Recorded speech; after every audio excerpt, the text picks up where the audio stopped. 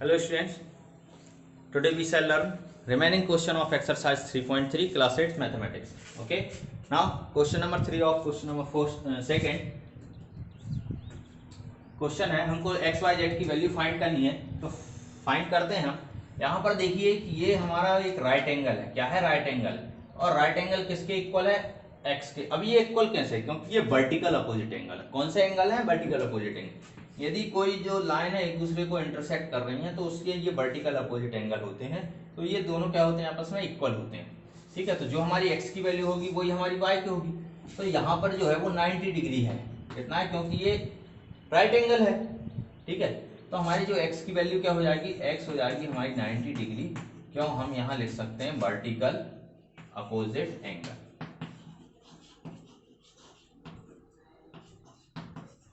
ठीक है, vertical opposite angles. तो हमारी x की वैल्यू 90 आ गई है।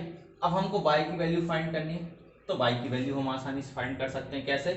कि एक ट्राइंगल दिख रहा है ना, ट्राइंगल के तीनों एंगल का सम कितना होता है? 180 होता है ना। तो x plus y plus 30 equal 180। x plus y plus 30 is equal to 180। क्या लिख देंगे? Angle sum property of triangle. Angle sum property of triangle. चलिए x की जगह क्या लिख देंगे? 90 प्लस वाई प्लस 30 इक्वल 180। 90 30 हुआ 120, y प्लस 120 इक्वल 180। 120 को ट्रांसपोज करेंगे तो y equal 180 minus 120, then y equal 180 से 120 माइनस किया तो कितना आया? 60 डिग्री। ओके, समझ में आया ना? y की वैल्यू आ गई। अब हमको z की निकालनी है। x की तो पहले ही मिल गई हमको। अब हमको किसकी वैल्यू निकालनी है? z की निकालनी है। तो y और z तो इनको हम निकाल सकते हैं। ये कौन से एंगल? अल्टरनेट इंटीरियर एंगल्स हैं कि नहीं? अल्टरनेट एंगल्स है तो इसकी वैल्यू क्या होगी? इक्वल होगी। हम यहां लिख सकते हैं y equal Z, because alternate interior angles. तो दोनों इक्वल होंगे तो y की वैल्यू कितनी आई हमारी? y की आई है हमारी 60 डिग्री। तो z की भी कितनी हो जाएगी? z की भी 60 डिग्री हो जाएगी, क्योंकि दोनों इक्वल है। इस तरीके से हमने x y z तीनों की वैल्यू फाइंड कर ली है। चलिए अब हम क्वेश्चन नंबर 4 देखते हैं। इसी का एक्स वाई जेड फाइंड करना और एक तरफ दिया है 80 डिग्री। ठीक है ना? इरेज कर रहा हूं मैं इसको, देखिए ध्यान।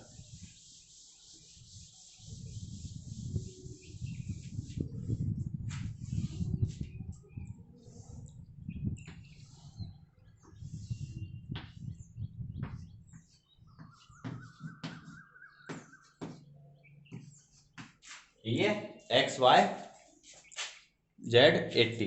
ठीक है, ये एक्स है हमारा, ये वाई। अब फाइंड करिए, फटाफट करिए। ठीक है, करते हैं। चलिए 80 यदि यहाँ है तो ये हमारा एक पैरेललोग्राम है। तो हमारे जो अपोजिट एंगल इक्वल होंगे तो हम यहाँ लिख सकते हैं y इक्वल 80। क्यों? Opposite angles of parallelogram. ये तो डायरेक्ट आ गई हमारी y की वैल्यू। अब x की निकाल दीजिए। कैसे निकाल देंगे? x की निकाल देंगे हम x plus 80 is equal to 180। क्यों? Adjacent angle, adjacent angle of parallelogram है ना। तो उनका सम कितना होता है? 180। तो x is equal to 180 minus 80, x is equal to 100। देखो x की वैल्यू निकल आई, y की निकल आई। अब सिर्फ किसकी निकालनी? z की। तो ध्यान दीजिए, मैंने अभी बताया था आपको इस फर्स्ट वाले क्वेश्चन में, सेकंड में करस्पॉन्डिंग एंगल इक्वल होते हैं। तो 80 ये है तो ये भी कितना होगा? 80 होगा ना। तो हम z की वैल्यू आसानी से निकाल सकते हैं। क्या लिख सकते हैं? z equal 80 degree. क्यों? यहां लिख देंगे करस्पॉन्डिंग एंगल्स। ठीक है ना? Corresponding angles. तो z की वैल्यू भी आ गई। कितनी आ गई? 80, क्योंकि करस्पॉन्डिंग एंगल्स इक्वल होते हैं। ठीक, I hope understand. Last question का फिफ्थ वाला देखिए। इसको इरेज करता हूं मैं। फिफ्थ वाला को डायग्राम बनाएंगे, उसके बाद उसको समझा देता हूं आपको। बहुत ही इजी है, आप भी कर सकते हैं इनको, आप भी कीजिएगा। फिफ्थ वाला क्वेश्चन का डायग्राम है।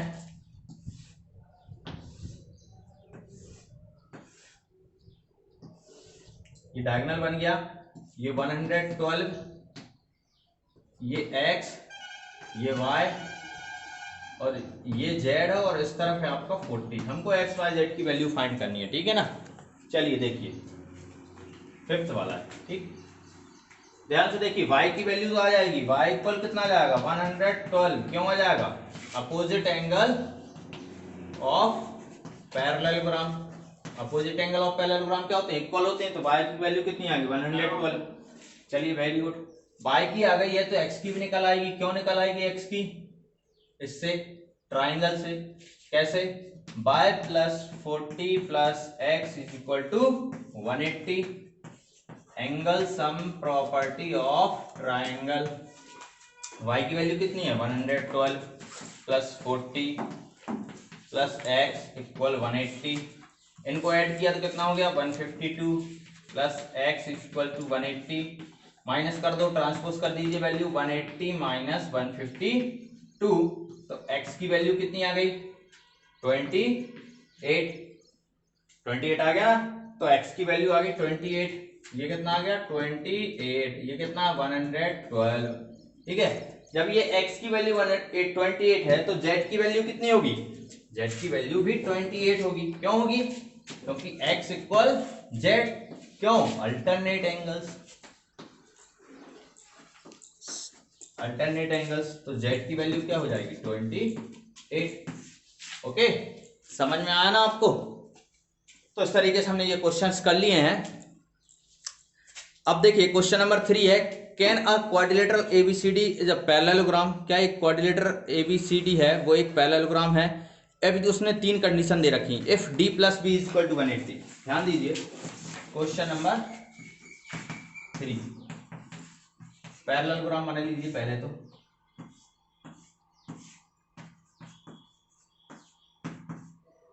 फर्स्ट कंडीशन दी है उसने क्या, angle D plus angle B is equal to 180, angle D plus angle B is equal to 180। तो देखिए डी और बी, ये डी है ये बी है, तो ये अपोजिट एंगल इक्वल होते हैं। मैंने ये नहीं कभी कहा कि अपोजिट एंगल्स का सम 180 होता है, तो इसकी कंडीशन के हिसाब से ये हमारा पैरेललोग्राम नहीं है ना। Second, A B equal D C equal 8 centimetre, A B equal D C equal, ये 8 है ये 8 है, तो पैरेललोग्राम की अपोजिट साइड इक्वल होती हैं, ठीक है ना। तो इस कंडीशन के हिसाब से हमारा पैरेललोग्राम इक्वल हो सकता है,